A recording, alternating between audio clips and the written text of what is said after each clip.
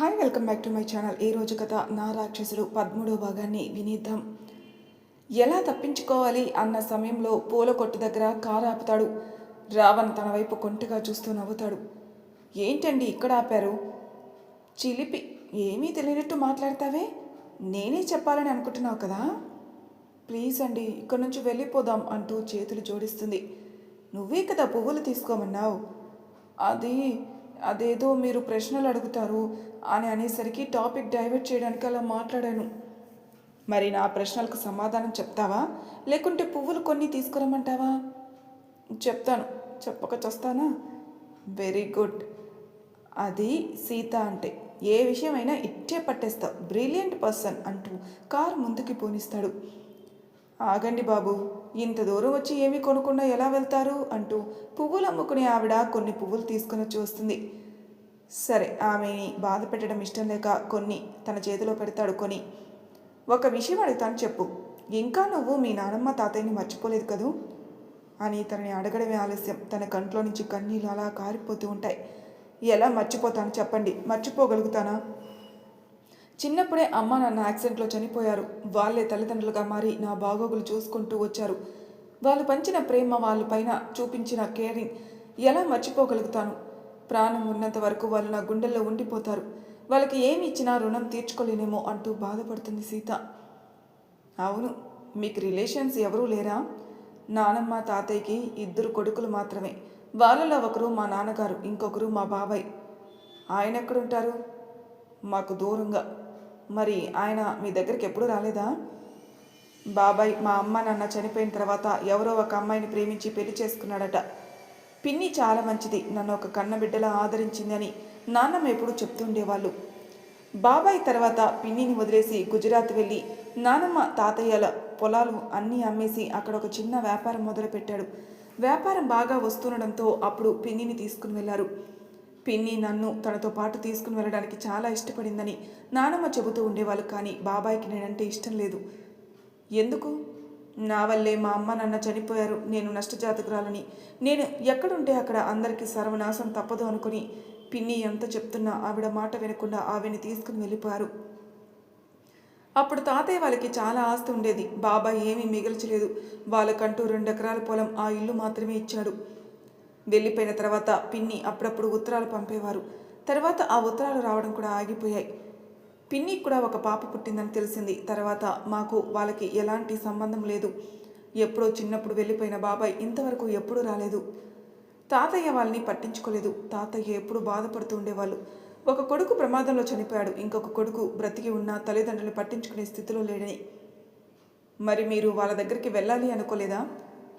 ఎలా అనుకుంటారు సార్? బాబాయ్కి నేనంటే ఇష్టం లేదు, అయినా నన్ను దగ్గరికి తీసుకునే వాళ్ళు కాదు. అలాంటప్పుడు నన్ను వదిలి వాళ్ళు ఎలా వెళ్తారు? నేనే వాళ్ళ ప్రాణంగా బ్రతికారు. వాళ్ళిద్దరూ నన్ను ఒకతని చేతిలో పెట్టాలని నానమ్మ తాతయ్య కోరిక. ఒకటి మాత్రం చెప్పాలి, ఆఖరి సమయంలో నా మెడలో తాళి కట్టడం చూసి నానమ్మ సంతోషంగా చనిపోయింది. ఇప్పటికి కూడా మర్చిపోలేను అంటూ బాధపడుతుంది తను. తన పాకెట్లో ఉన్న కర్చీఫ్ తనకిస్తాడు. జీవితం చాలా చిన్నది. ఆ జీవితాన్ని సంతోషంగా ఉంచుకోవడం లేక నరకప్రాయం చేసుకోవడం అది మన చేతుల్లోనే ఉంటుంది. మీ బాబాయిని దూరం పెట్టి తప్పు చేశారు. అదే దగ్గరికి తీసుకుని ఉంటేనే కదా ఆయనకి తెలుసుండేది నువ్వు ఎంత అదృష్టవంతురాలు అని. రావణ్ వైపు నవ్వుతూ చూస్తుంది. ఎందుకలా నవ్వుతున్నావు? ఏం లేదు అంటూ మాట దాటేస్తుంది. విండోల నుంచి బయటికి చూస్తూ ఉంటుంది. మరి నువ్వు ఎవరిని ప్రేమించలేదా? అనుకున్నాను, తిరిగి అక్కడికే వచ్చి ఆగుతారు అనుకున్నాను, ఆగారు అని మనసులో అనుకుంటుంది. తన వైపు చూడకుండా ఆ విండోలో నుంచి బయటకు చూస్తూ చెప్తుంది. నేను మీకు ఎన్నోసార్లు చెప్పాను, నాకు ఎంతోమంది ప్రపోజ్ చేశారు, కాదు అని చెప్పడం లేదు. కానీ నా మనసులో ఆ ఉద్దేశం లేదండి. నానమ్మ తాతయ్యని సంతోషంగా చూసుకోవాలని ఆశ తప్పనిస్తే ఈ ప్రేమ దోమల మీద అస్సలు నమ్మకం లేదు. మరి పృథ్వీ ఎలా వచ్చాడని లైఫ్లోకి? ఆ మాట విన్న తర్వాత తన వైపే చూస్తుంది. తను తిట్టడానికి ఒక టాపిక్ కావాలి, అదే పృథ్వీ గారు. చెప్పు, సమాధానం రావడం లేదు. ఎన్నిసార్లు చెప్పినా అదే సమాధానం. పృథ్వీ గారికి నేనంటే ఇష్టమని నాకు అస్సలు తెలీదు. మీరు నన్ను పెళ్లి చేసుకునే ముందు రోజు డాక్టర్ గారు నాకు ఆ విషయం చెప్పారు. అతను చాలా మంచి అబ్బాయి అని. అంతే, నేను పృథ్వీ గారిని ఎప్పుడూ ఆ దృష్టిలో చూడలేదు. కాకపోతే ఆ హాస్పిటల్లో నేను ఎవరితో పెద్దగా మాట్లాడను. డాక్టర్ గారితో, తర్వాత పృథ్వీ గారితో, ఇక పేషెంట్లు అందరూ మా వాళ్ళే అనుకునేదాన్ని. తేజు అక్క ఆవిడ కూడా నన్ను చాలా బాగా చూసుకునేవాళ్ళు, ఒక సొంత సిస్టర్ లాగా. చాలా మంచి ఆవిడ. అక్కకి పెళ్ళైన తర్వాత హాస్పిటల్కి రావడం మానేశారు. బావగారు కూడా చాలా మంచివారు, అప్పుడప్పుడు మా ఇంటికి వస్తూ ఉండేవాళ్ళు. వాళ్ళకి ఒక బాబు కూడా. మరి వాళ్ళ ఇంటికి ఎప్పుడు వెళ్ళలేదా? బాబు పుట్టిన తర్వాత ఒక 2 సార్లు వెళ్ళాను, తర్వాత వెళ్ళలేదు. మరి వెళ్తావా అని అడగడంతో ఆశ్చర్యంగా తన వైపే చూస్తుంది. ప్రతిదానికి ఎందుకంత ఆశ్చర్యం సీత? అలా కాదు, మీరు నిజంగానే తీసుకుని వెళ్తారా? చెప్పాను కదా తీసుకుని వెళ్తానని. మీకు ప్రాబ్లం లేదు కదా? లేదు, వాళ్ళ ఇంటి అడ్రస్ చెప్పు, తీసుకుని వెళ్తాను అని అంటాడు. అలాగే సీత అడ్రస్ చెప్తుంటుంది. వాళ్ళ ఇంటికి వెళ్ళే రూట్లో ఉన్న షాప్ దగ్గర కారు ఆపుతాడు. ఆ బాబు కోసం బట్టలు అలాగే కొన్ని బొమ్మలు తీసుకుంటారు. గోల్డ్ షాప్ దగ్గర కారు ఆపుతాడు. ఏదైనా చైన్ తీసుకోమని చెప్తాడు. మనం ఇచ్చే బహుమతి చిన్నదైనా సరే ప్రేమతో ఇస్తే చాలండి. ఇప్పుడు అవన్నీ అవసరం లేదు, అక్కకి అలాంటివంటే ఇష్టం ఉండదు, ప్లీజ్ ఏమీ అనుకోకండి అని సీత వద్దు అని చెప్పడంతో తను కూడా బలవంత పెట్టకుండా తను చెప్పిన అడ్రస్కి తీసుకుని వెళ్తాడు. అలా వాళ్ళ ఇంటి ముందు కారు ఆపుతాడు. ఆ ఇంటిని అలాగే పరిశీలనగా చూస్తూ ఉంటాడు. ఆ ఇంటికి తనకు ఏదో సంబంధం ఉంది. ఎన్నో జ్ఞాపకాలు ఆ ఇంటితో ముడిపడి ఉన్నాయి. ఏంటి రావణ్ గారు, గుమ్మం వద్దే ఆగిపోయారు? లోపలికి రండి అంటూ తన్ని లోపలికి తీసుకుని వెళ్తుంది సీత. వంటింట్లో పనిచేస్తున్న తేజు బయట నుంచి అక్క అన్న పిలుపుకి బయటకొచ్చి చూస్తుంది. ఎదురుగా సీతను చూసి ఆశ్చర్యపోతుంది. ఆమె పరిగెడుతూ వెళ్ళి తనని గట్టిగా హాక్ చేసుకుంటుంది. ఏమైపోయావే సీత, ఎక్కడికి వెళ్ళిపోయావు? తాతయ్య నానమ్మ చనిపోయారని తెలిసిన తర్వాత ఇంటికొచ్చాను, అక్కడ నువ్వు కనిపించలేదు. నా పాత ఫోన్ కాస్త పోయింది, అందుకే నీ నెంబర్ కూడా నాకు తెలియలేదు. ఎన్నిసార్లు నీ గురించి తలుచుకున్నానో తెలుసా? ఇలా సడన్గా వచ్చినందుకు చాలా సంతోషంగా ఉంది. రండి లోపలికి రండి అంటూ వాళ్ళని లోపలికి ఆహ్వానిస్తుంది. అవును, పెళ్లి చేసుకున్నామని తెలిసింది, ఈసారేనా మీ భర్త అని అడుగుతుంది. అవునక్క. నమస్కారం అండి, బాగున్నారా? హా అనే మాట చెప్పకుండా తల మాత్రమే ఆడిస్తాడు. కూర్చోండి అంటూ తను వాళ్ళకి కూల్ డ్రింక్ తీసుకుని వచ్చిస్తుంది. బాబు కోసం తీసుకొచ్చినవన్నీ అక్కడ పెడుతుంది. ఎందుకు సీత ఇవన్నీ? అక్క, నీ గురించి నాకు తెలుసు, కాకపోతే ఇవి కేవలం బాబుకు మాత్రమే, వద్దని మాత్రం చెప్పకు. అలా అంటావేంటి? ఇప్పటికే మాకు చాలా సహాయం చేశావు, ఇంకా నువ్వు ఇలా తీసుకుని వస్తుంటే తీసుకోవడానికి కష్టంగా ఉంది. ఏంటక్క, నీ సొంత చెల్లిని అనుకొని ఎన్నిసార్లు చెప్పాను. బావగారు ఎలా ఉన్నారు? బాగున్నారు. ఎక్కడా కనిపించడం లేదు. ఈ మధ్య ఆయన జాబ్ చేస్తున్న సాఫ్ట్వేర్ కంపెనీ కాస్త నష్టాల్లోకి వెళ్ళిపోవడం వల్ల అక్కడ పనిచేస్తున్న ఎంప్లాయీస్ అందరినీ ఉద్యోగుల నుంచి తీసేశారు. అందుకోసమే ఆయన ఇంకొక జాబ్ కోసం సెర్చింగ్లో ఉన్నారు. అయ్యో అలాగా, నువ్వేం బాధపడకక్క, త్వరలోనే బావగారికి మంచి ఉద్యోగం వస్తుంది అని చెప్తుంది తను. చాలా రోజుల తర్వాత మా ఇంటికి వచ్చారు, భోజనం చేసి వెళ్ళండి అని మాట్లాడుతుంది తను. అప్పుడే నిద్రపోతున్న బాబు నిద్ర లేవడం వల్ల బాబుని ఆడిస్తూ ఉంటుంది సీత. తనని ముద్దు చేస్తూ ఉంటుంది. సీత చాలా మంచి అమ్మాయి సార్, కష్టాల్లో ఉంటే ఎవరికైనా సాయం చేస్తుంది. అంతెందుకు, నాకెన్నిసార్లు సాయం చేసిందో. కల్మషం లేని మనసు తనది. అవును, ఇది మీ సొంత ఇల్లులేనా? అవును సార్, మా వారు అప్పుడు ఉద్యోగం చేసేవాళ్ళు, అలా పైసా పైసా కూడబెట్టి ఈ ఇంటిని కొన్నాం. తర్వాత నేను ప్రెగ్నెంట్ అనడంతో జాబ్కి వెళ్ళడం మానేశాను. ఫైనాన్షియల్గా చాలా ఇబ్బందులు పడ్డాం. అలాంటి సమయంలో సీత తను సేవ్ చేసిన డబ్బు నాకు తీసుకొని వచ్చి ఇచ్చింది. హాస్పిటల్లో ఇబ్బంది పడుతున్న నాకు ఒక చెల్లిగా మారి దగ్గరుండి డెలివరీ చేసిన తను. పక్కన వాళ్ళ నుంచి రూపాయి ఆశించదు, తన దగ్గర ఉన్నది అందరికీ పంచిపెడుతుంది. మరి ఈ ఇంటిని ఎవరు వద్ద కొన్నారు? అది తెలియదు సార్, మా వారికి తెలుసుండొచ్చు. మేము అప్పుడు రెంటెడ్ హౌస్లో ఉన్నాం. తర్వాత ఇక్కడ హౌస్ ఒకటి ఉంది అంటే తీసుకున్నాం. ఎందుకు సార్ అలా అడుగుతున్నారు? అలా ఏం లేదు, జస్ట్ ఇల్లు బాగుంది, నేను ఒకసారి చూడొచ్చా? అయ్యో సార్, మీరు అలా అనటం ఏంటి, చూడండి అని తేజ చెప్తుంది. తన వంటింట్లో బిజీ అయిపోతుంది. అలా రావణ్ ఆ ఇంటిని పరిశీలిస్తున్నాడు. ఆ ఇంటికి పెయింటింగ్ కూడా వేయలేదు కాబట్టి కొన్ని డ్రాయింగ్స్ అలాగే ఆ ఇంటి గోడలపైనే ఉండిపోతాయి. ఆ చేతి వేలతో ఆ డ్రాయింగ్స్ అలాగా నిమురుతూ ఉంటాడు. అనుకోకుండా తన కళ్ళల్లో నుంచి కన్నీళ్లు దారాలుగా వస్తూ ఉంటాయి. ఎన్నో జ్ఞాపకాలు. ఏంట్రా, నాకే ఇవ్వకుండా మొత్తం నువ్వు తినేస్తున్నావా? అమ్మా చూడు అంటూ కొట్టడానికి వస్తున్న తన చెల్లి తన వెనక పరిగెడుతున్న జ్ఞాపకాలు. అమ్మ, మంచి సంబంధం చూసి పెళ్లి చేయవే బాబు, వీడి గోల భరించలేకపోతున్నాను. వదిన వచ్చిన తర్వాత వీడి ముక్కుకి తాడేస్తుంది అన్న మాటలు. అమ్మ ఒడిలో తలపెట్టుకుని పడుకున్న రోజులు, నానమ్మ ప్రేమతో గోరుముద్దలు తినిపిస్తున్న జ్ఞాపకాలు. మొదటిసారి వాళ్ళ నాన్నగారు ఫోన్ తీసుకుని వచ్చి తనకిచ్చినప్పుడు, అన్నయ్యకి మాత్రమేనా, నాకు కొనరా నాన్న అంటూ చెల్లి బాధపడుతూ ఉంటే తన ఫోన్ వాళ్ళ చెల్లికిచ్చి తన సంతోషాన్ని చూసిన జ్ఞాపకాలు. సంతోషమైన ఫ్యామిలీ, ఏ గొడవలు లేని ఫ్యామిలీ. సాయంత్రం టైం మేడ మీద కూర్చొని కబుర్లు చెప్పకుండా గడిపేసిన రోజులు గుర్తుకు వస్తూ ఉంటే తన మనసులో ఉన్న బాధ బయటకు వస్తూ ఉంది. ఒకవైపు సంతోషం, ఇంకొక వైపు తను లేదు అనే బాధ రెండూ కలగలిపి తన మనసు బరివెక్కేలా చేసింది. ఇక అక్కడ ఉండలేకపోతున్నాడు. తన వల్ల కావడం లేదు. సీత, నాకు అర్జెంట్ కాల్ వచ్చింది, వెళ్దాం పదా అని రావణ్ అనడంతో మళ్ళీ ఇంకొకసారి వస్తానక్క అని వాళ్ళ బాబుని వాళ్ళ అక్క చేతికిస్తుంది. అలాగే తన నెంబర్ తీసుకుంటుంది. అక్కడి నుంచి వెళ్ళిపోతారు వాళ్ళిద్దరూ. ఏమైంది ఆ సార్కి, ఎందుకు అలా వెళ్ళిపోయారు అనుకుంటుంది తేజు. ఏమైంది రావణ్ గారు, వచ్చేటప్పుడు బాగున్నారు కదా, ఇప్పుడు ఎందుకు ఏదో దిగులుగా కనిపిస్తున్నారు? మాట్లాడకుండా వస్తావా అని అనడంతో సీత ఏం మాట్లాడదు. అక్కడి నుంచి ఇంటికి వెళ్ళిపోతారు రావణ్. ఇంటికి రావడమే ఆలస్యం. తన బెడ్రూమ్లోకి వెళ్ళిపోతాడు. సీత కూడా తన వెనకే వెళ్తుంది. అలా వెళ్ళిన అతను డ్రాయింగ్ రూమ్లోకి వెళ్ళి తలుపు లాక్ చేసుకుంటాడు. తన మనసులో ఉన్న బాధ పోయే వరకు గుండెలు పగిలేలా రోధిస్తాడు. అసలు ఏమైంది దీనికి, ఎప్పుడు ఎలా ఉంటాడో అస్సలు అర్థం కాదు. ఆ రూమ్లోకి వెళ్ళి ఏం చేస్తున్నారు అంటూ తొంగి చూస్తుంది. తనకి కొంచెం కూడా కనిపించడం లేదు. ఇక చేసేదేం లేక సీత ఫ్రెష్ అయిపోయి కిందికి వెళ్తుంది. రావణ్ మాత్రం అక్కడ ఒక లాకర్ ఉంటుంది కదా, ఒక బాక్స్ లాంటిది. ఇంతకుముందు సీత ఆ రూమ్ చెక్ చేసినప్పుడు అక్కడ ఉంది.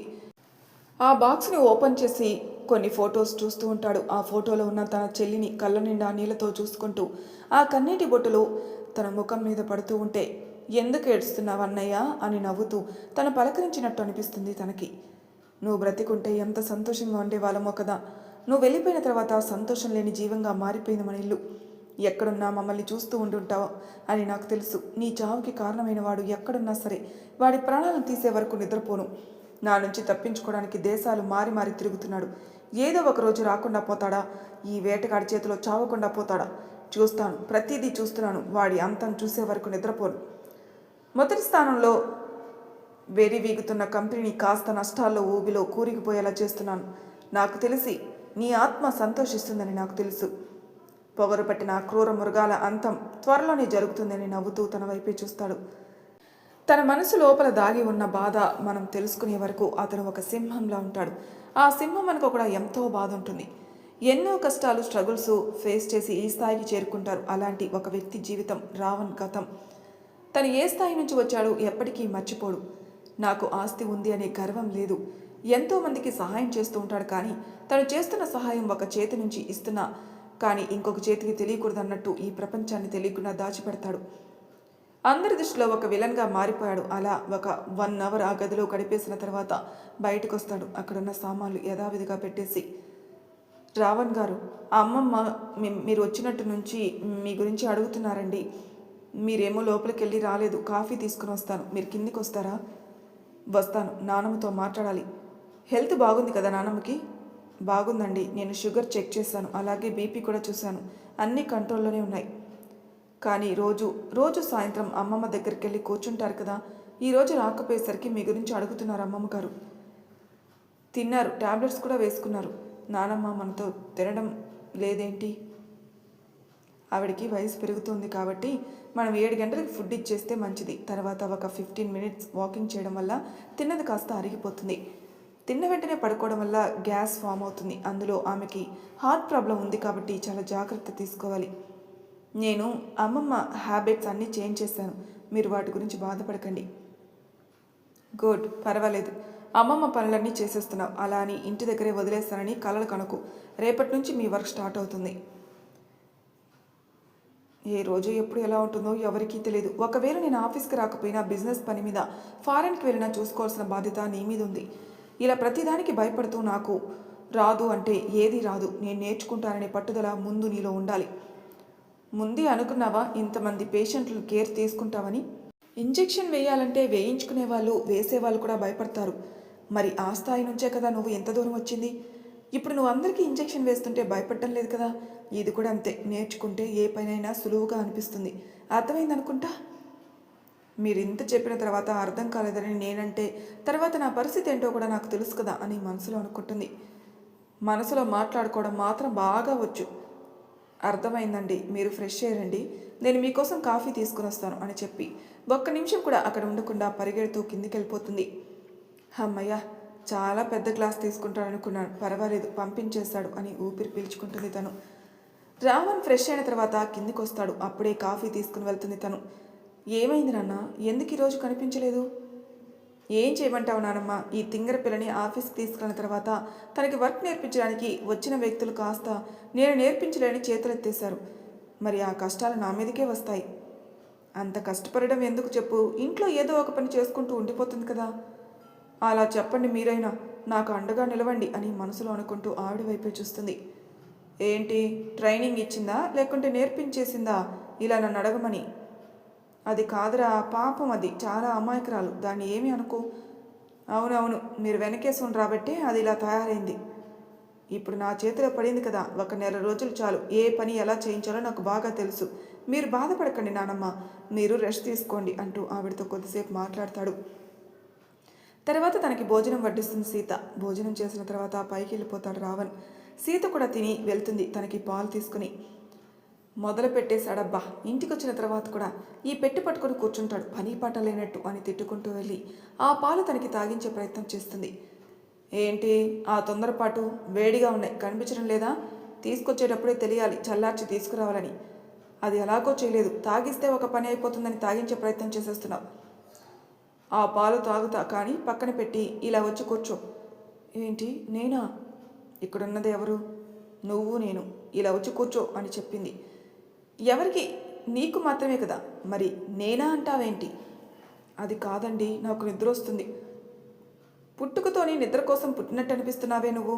ఎంతసేపు నిద్రపోతావో తెలుసా? ఒక మనిషికి 10-8 గంటల నిద్ర మాత్రమే చాలు. మహా అయితే ఒక 6 గంటలు సరిపోతుంది. నువ్వు మాత్రం రోజంతా పడుకోమని చెప్పినా సరే పడుకొని ఉండిపోతావు. అంత నిద్ర పిచ్చి అంటే నీకు? మిమ్మల్ని భరించడం కంటే నిద్రపోవడం బెటరే అని నిద్రపోతున్నాను. లేకుంటే నేనెందుకు ఎంతసేపు నిద్రపోతాను? అసలు నీకేమీ తెలియదు కదా, సిస్టమ్ ఆన్ చేయడమైనా వచ్చా? మరి అలా తీసేయకండి. నేను హాస్పిటల్లో వర్క్ చేసేటప్పుడు ఖాళీ సమయంలో రిసెప్షన్ దగ్గర ఎవరూ లేనప్పుడు పేషెంట్స్ వివరాలు అవన్నీ టైప్ చేస్తూ ఉంటాను. అలాగే కంప్యూటర్లో ప్రింట్ చేస్తూ ఉంటాను. పర్వాలేదు, బ్రతికించా, వచ్చి కూర్చో అంటూ తనకి ఆఫీస్ వివరాల గురించి ఒక్కొక్కటి చెప్పడం మొదలు పెడతాడు. తను అలా చెప్తూ ఉంటే సీత మాత్రం ఆవలిస్తూ కూర్చొని ఉంటుంది. పద్మాసనం వేసుకుని కూర్చోవడం వల్ల మోచేతిని తొడ మీద ఆనించి అరచేతిలో మొహం పెట్టుకుని సిస్టమ్ వైపు చూస్తూ ఉంటుంది. అలా తను చూస్తుంది అనుకుని చెప్తూ ఉంటాడు. తను మాత్రం నిద్రపోతూ కనిపిస్తుంది. అనుకున్నాను, ఉలుకు పలుకు లేకుండా ఉంటేనే అనుకున్నాను నిద్రపోతుందని. అనుకున్నదే జరిగింది కదా. దేవుడా, ఈ తింగర అమ్మాయితో ఎలా వేగాలో అర్థం కావట్లేదు. ఈ రోజుకి వదిలేస్తాను, రేపటి నుంచి చెప్తా దీని పని అని అనుకుని తన కళ్ళ దగ్గర చిటిక వేస్తాడు. ఉలిక్కిపడి లేస్తుంది సీత. వెళ్ళి పడుకో, రేపటి నుంచి చెప్తాను ఈ పని అని కోపంగా తన వైపే చూస్తాడు. అలా చెప్పడం ఆలస్యం, వెళ్ళి పడుకుండిపోతుంది సీత. తను నిద్రపోతుంటే తన వైపు అలాగే చూస్తాడు. కల్మషం లేని మనసు నిజం దాచిపెట్టలేదు, అబద్ధమూ చెప్పలేదు, కానీ చిన్నపిల్ల బిహేవియర్ ఇంకా పోలేదు అనుకుంటూ తన వైపే చూస్తూ తను కూడా నిద్రలోకి జారుకుంటాడు. మరి తర్వాయి భాగంలో ఏం జరుగుతున్న స్టెప్స్లో తెలుసుకుందాం. అంతవరకు నా ఛానల్ సబ్స్క్రైబ్ చేయని వాళ్ళు ప్లీజ్ సబ్స్క్రైబ్ చేసుకోండి, లైక్ చేసి షేర్ చేయండి, మీ అభిప్రాయాలు నాకు కామెంట్ రూపంలో తెలియజేయండి. Thank you for listening.